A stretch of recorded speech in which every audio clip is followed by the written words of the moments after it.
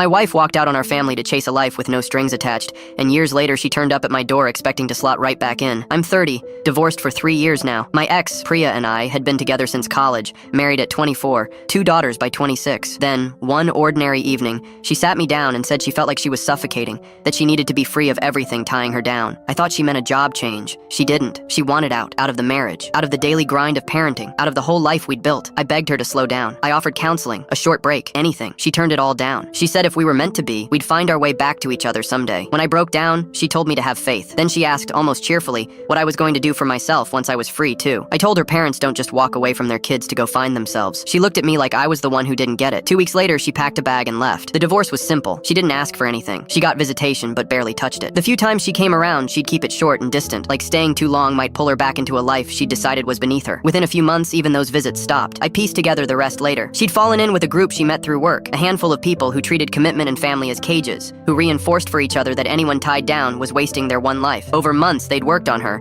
until being a wife and mother stopped sounding like love to her and started sounding like a slow death. One of them apparently bragged about it, like coaxing a married mother of 2 into walking out with some kind of trophy. Meanwhile, I was holding everything together. The girls were 2 and 4 when she left, too young to understand where she'd gone. I worked full days as a plumber, raised 2 little kids alone, and somehow didn't fall apart. Her parents were mortified by what she'd done and helped with childcare when they could. They tried to talk sense into her more than once. She told them they just didn't understand how she needed to live. Then last month, the doorbell rang at 9 at night. The girls were asleep. I opened the door and froze. It was Priya, hair different, a couple of new tattoos, a duffel over her shoulder. "Hey," she said, smiling like no time had passed. "I'm back. I figured out that you and the girls are what actually matter. I want to fix this." I just looked at her. She kept going. She'd grown. She'd needed that time to find herself. She was ready to be a mother now. She asked if she could come in and see them. "See them?" I said. "You haven't called them in over a year." She flinched, then recovered. "I know I messed up, but I'm here now." That's when I noticed the car at the curb, 2 people inside watching like they'd come along for the reunion. "Where are the rest of them?" I asked. She looked confused. "Your group. There were more of you." Her face went pale. She started in about how it wasn't like that.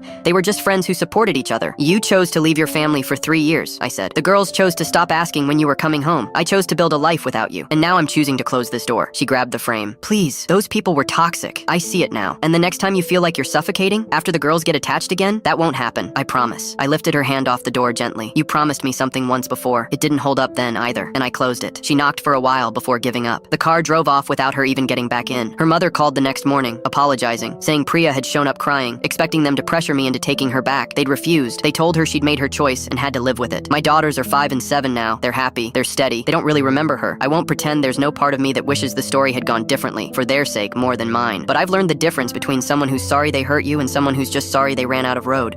And I won't gamble my kids' hearts to find out which one she is.